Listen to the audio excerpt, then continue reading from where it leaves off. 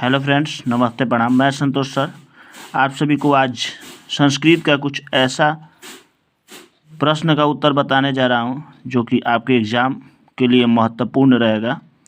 आप सब ये जब जो क्वेश्चन का आंसर मैं बताने जा रहा हूं उसको आप लोग ध्यान से पढ़ेंगे तो आप लोग संस्कृत में अच्छे मार्क्स ला सकते हैं। तो आप लोग ध्यान से देखेंगे और इसे याद करेंगे। पहला है कि भारत महिमा पाठ में कितने पद हैं। जो भारत महिमा पाठ है हमारे बुक जो है संस्कृत का, उसमें भारत महिमा जो पाठ है उसमें कितने पद हैं। ऑप्शन हमारा है ए 4, बी 5, सी 7 और डी 10। तो जो भारत महिमा हमारा पाठ है उसमें बी जो है 5, यानी कि उसमें 5 मंत्र दिया हुआ है, यानी कि उसमें 5 जो है पद है, तो इसका आंसर होगा 5। ठीक है, आगे है 2 नंबर, राम परमेश्वर राम की कथा किस पाठ में है। जो राम परवेश राम हैं उनकी कथा किस पाठ में है। तो ए ऑप्शन है पाटलिपुत्र वैभवम, बी है अलस कथा, सी स्वामी दयानंद और डी करमवीर कथा। ये 4 जो आपका ऑप्शन है, तो ये पाठ 2 है पाटलिपुत्र वैभवम, उसके बाद एक अलस कथा है जिसमें कुछ आलसी रहते हैं वे चैप्टर है, उसके बाद स्वामी दयानंद है और उसके बाद कर्मवीर है। तो ये चारों पाठ में से किस पाठ का जो है राम परवेश राम जो है ये कथा किस पाठ का है। तो करमवीर का नाम का एक कथा है, उसमें इसका वर्णन किया गया है। तो इसका आपका ऑप्शन होगा डी करमवीर कथा। आगे है 3 नंबर कि राम परमेश्वर राम यानी कि राम परवेश राम के परिवार में कितने सदस्य थे। यानी आप जो हैं आपके परिवार में कितने सदस्य हैं, जैसे आप पर अपने पर ही देखना है, उसी तरह जो राम परवेश राम हैं उनके परिवार में कितने सदस्य हैं। तो पहला हमारा ए ऑप्शन होगा 4, बी ऑप्शन 5, सी ऑप्शन 3 और डी ऑप्शन 7। तो इसका हमारा आंसर होगा 4। राम परवेश राम जो हैं उनके परिवार में सदस्यों की संख्या 4 है। ठीक है, क्लियर।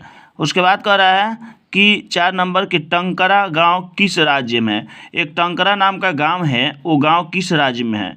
ए ऑप्शन हो गया राजस्थान, बी ऑप्शन मध्य प्रदेश, सी गुजरात और डी बिहार। ये चारों राज्य का नाम लिखा गया है।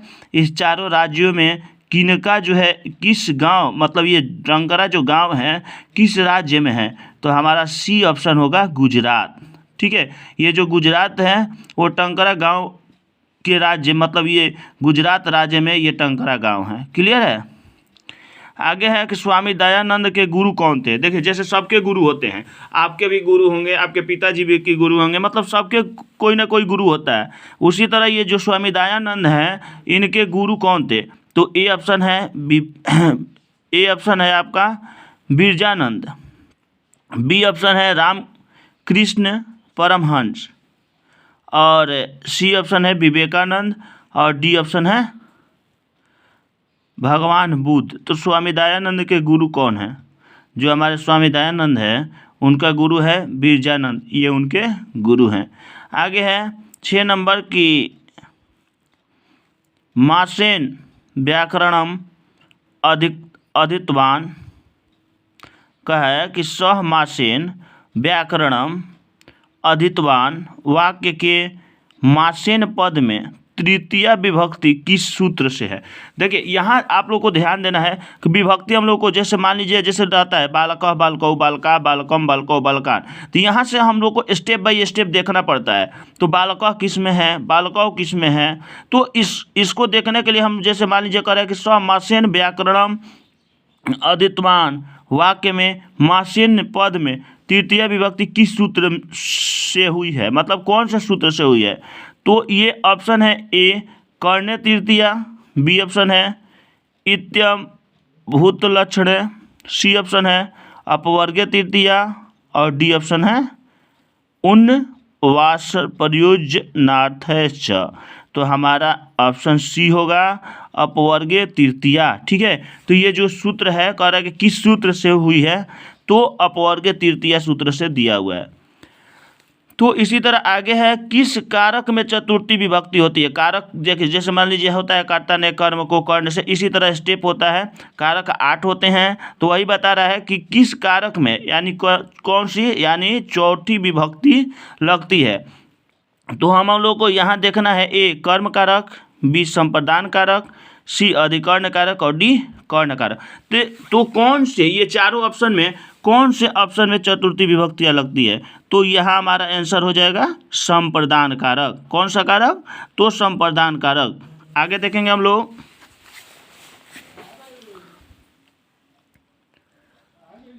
आगे है कि तिष्ठतु किस धातु का रूप है। देखिए जैसे मान लीजिए धातु, जैसे धातु के रूप हम लोग को देखने के लिए पहले हम लोग को व्याकरण का जानकारी पहले होना चाहिए। तो वही कह रहा है कि तिष्ठतु किस धातु का रूप है। ए ऑप्शन हो गया तिष्ठ, बी ऑप्शन हो गया रथो, और सी ऑप्शन हो गया तीस, और डी ऑप्शन हो गया तीस।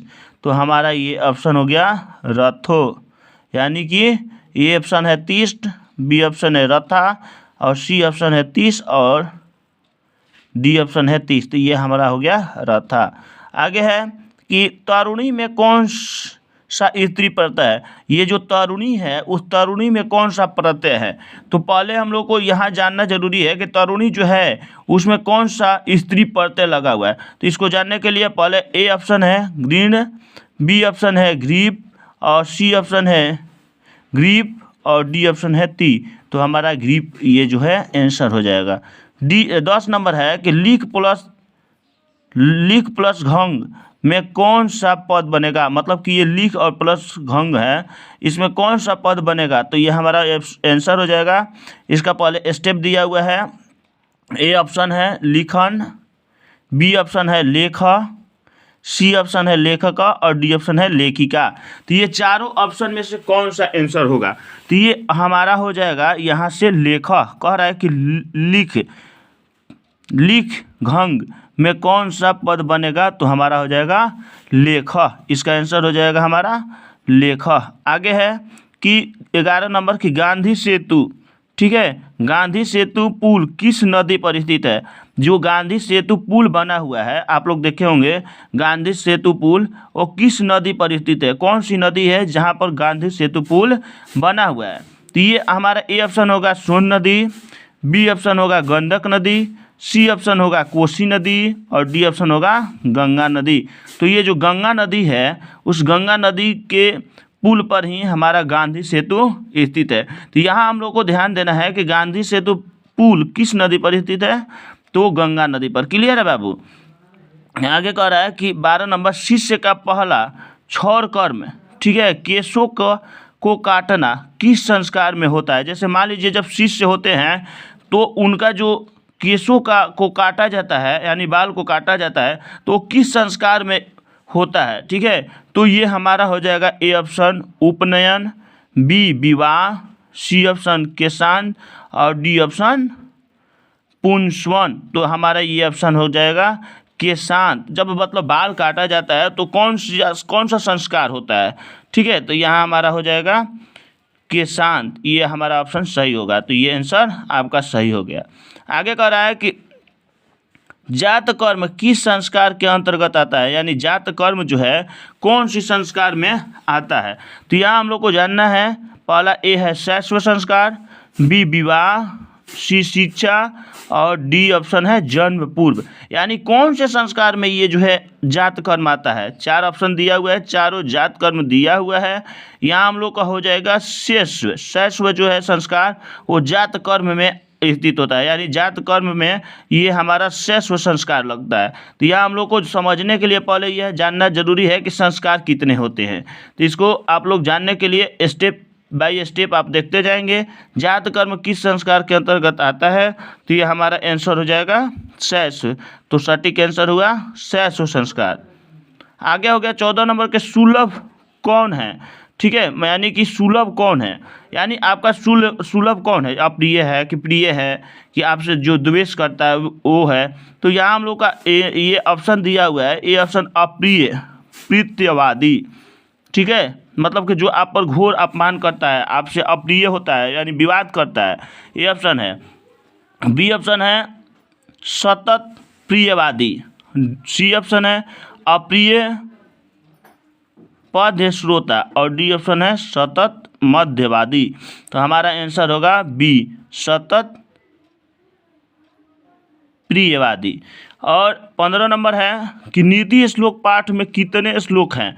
ये एक हमारा नीति श्लोक पाठ होगा, उस नीति श्लोक पाठ में कितने श्लोक है।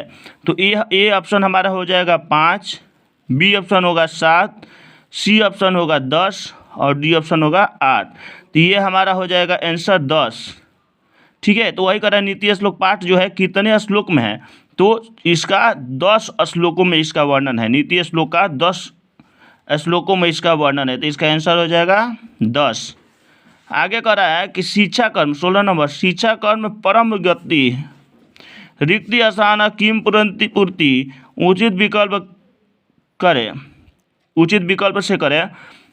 तो वही कह रहा है शिक्षा कर्म परमागतीय रिक्त स्थान की पूर्ति उचित विकल्प से करे। तो यहाँ हमारा ए ऑप्शन है जीवनस्य, बी ऑप्शन जीवनम, सी ऑप्शन जीवने और डी ऑप्शन जीवनात्। तो हमारा हो जाएगा जीवनस्य। इसका आंसर क्या होगा जीवनस्य। आगे है 17 नंबर, स्वामी दयानंद के लिए कौन सा पर्व उद्बोधक सिद्ध हुआ।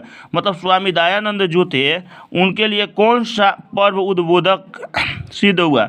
ए ऑप्शन है दुर्गा पूजा, बी ऑप्शन है दीपावली, सी ऑप्शन है रामनवमी और डी ऑप्शन है शिवरात्रि। तो इनका आंसर होगा शिवरात्रि। यानी स्वामी दयानंद जो थे उनको सबसे प्रिय शिवरात्रि का पर्व अच्छा लगता था इनको, स्वामी दयानंद को। ठीक है, आगे है कि 18 नंबर, रमणीयानी तीर्थानी संजयंती रिक्त स्थान को उचित विकल्प से भरे। ए ऑप्शन है गतिम, बी ऑप्शन है रतिम, सी ऑप्शन है मतिम और डी ऑप्शन है भक्तिम।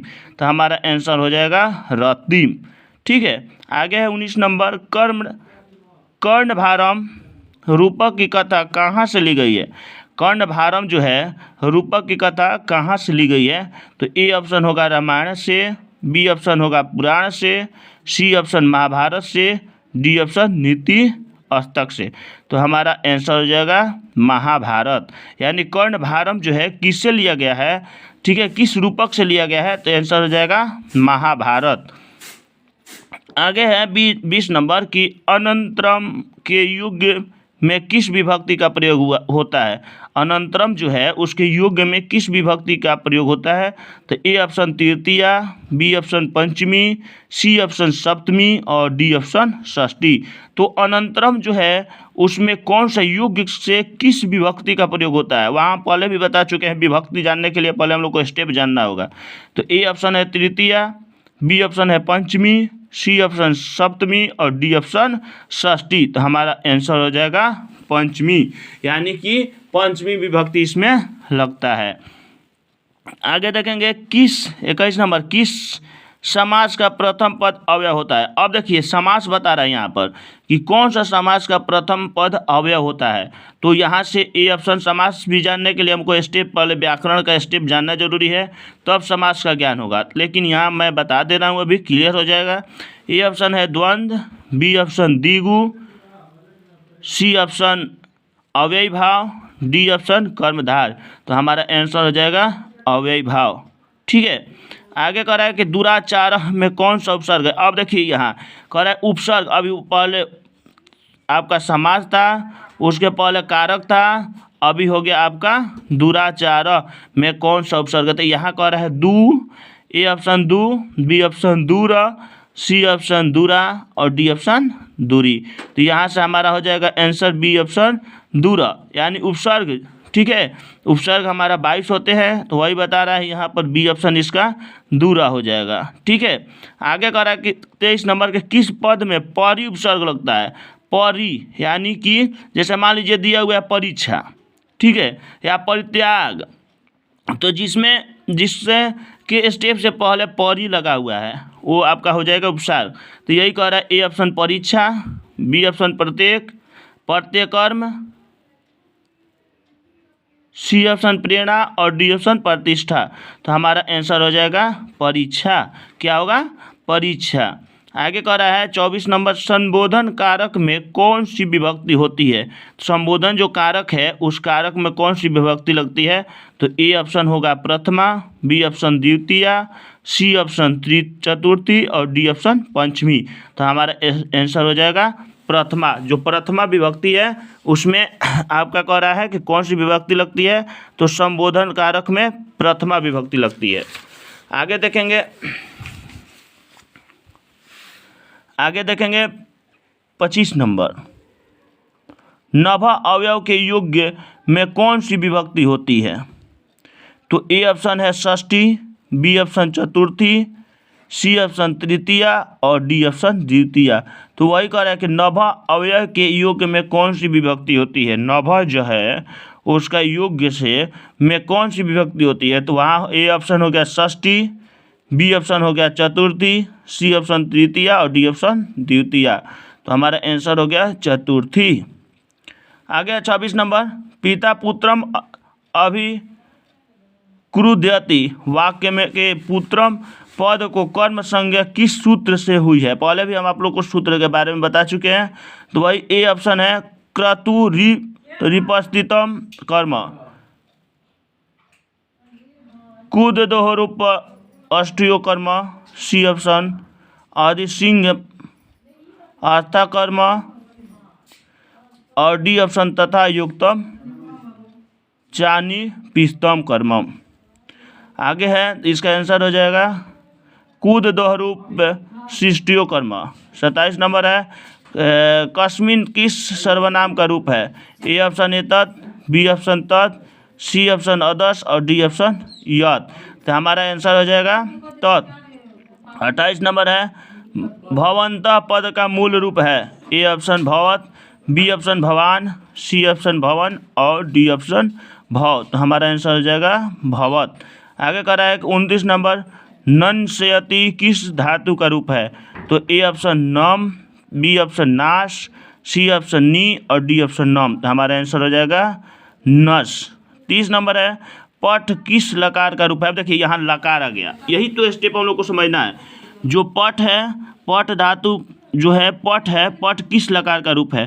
तो यहाँ हो गया ए ऑप्शन लट, बी ऑप्शन लोट, सी ऑप्शन लीट और डी ऑप्शन लंग। तो यहाँ हमारा लोट लकार में ये पठ धातु अभी पठ जो है लोट लकार में हो गया। यहाँ स्टेप बाय लकार 5 होते हैं, लट लकार, लोट लकार, लीट लकार, लंग लकार और विधिलिंग, ये 5 लकार होते हैं। तो स्टेप समझने के लिए हम लोग को पहले व्याकरण का ज्ञान पहले जरूरी है। तो आज मैं ये 30 क्वेश्चन आप लोग को बताया हूँ, इसमें से 20 क्वेश्चन पक्का आएगा, तो आप लोग इसे ज़रूर पढ़ेंगे।